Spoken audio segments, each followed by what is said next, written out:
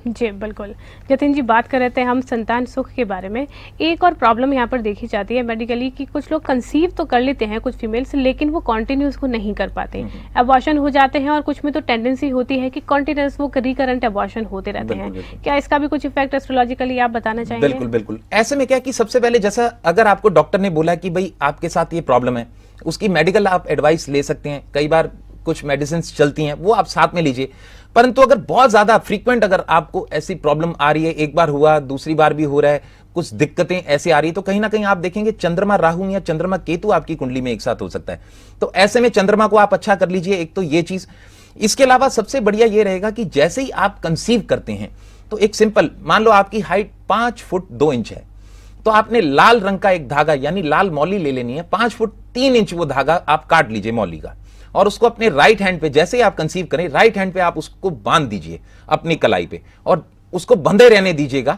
जैसे ही बच्चा हो जाए, उसके बाद वही धागा उतार करके आप उस बच्चे को भी बांध सकते हैं। इसके साथ साथ जो मेडिकल एडवाइस है वो आप साथ साथ में लेते रहिए। परंतु कई बार क्या होता है, आप ये एडवाइस एस्ट्रोलॉजर से भी ले सकते हैं कि भाई ये इतनी इतनी बार हुआ, तो ऐसे में क्या कंसीव करना ठीक रहेगा। अगर कहीं 1 4 10 का कॉम्बिनेशन आ रहा होगा, तो ऐसे में मना भी कर दिया जाता है, अभी आप इस पीरियड को अवॉइड कर दीजिए, ज्यादा बेटर है। नहीं हो तो आप अगर कर चुके हैं तो नो प्रॉब्लम, आप इन प्रत्यंतर दशाओं के यदि आप दान कर लेते हैं तो भी कहीं ना कहीं बैलेंस आ जाता है, साथ में दवाई काम करने लग जाती है। बाकी तो परमात्मा सबके ऊपर मेहर करता ही है। मेरी शुभकामनाएं आप सब लोगों के साथ है। जी जी, बिल्कुल।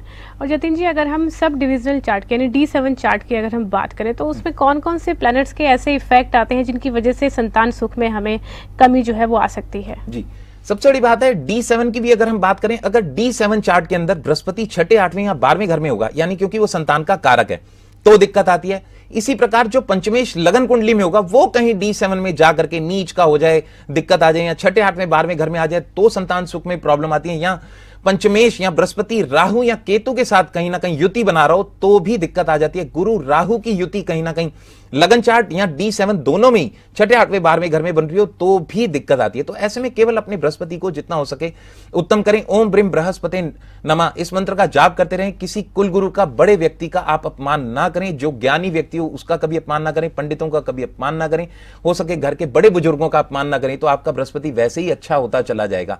इसके साथ साथ अगर कहीं नेगेटिव लग रहा है, तो आप चने की दाल या बेसन इसका दान कर सकते हैं, या हल्दी का भी दान कर सकते हैं गुरु को अच्छा करने के लिए।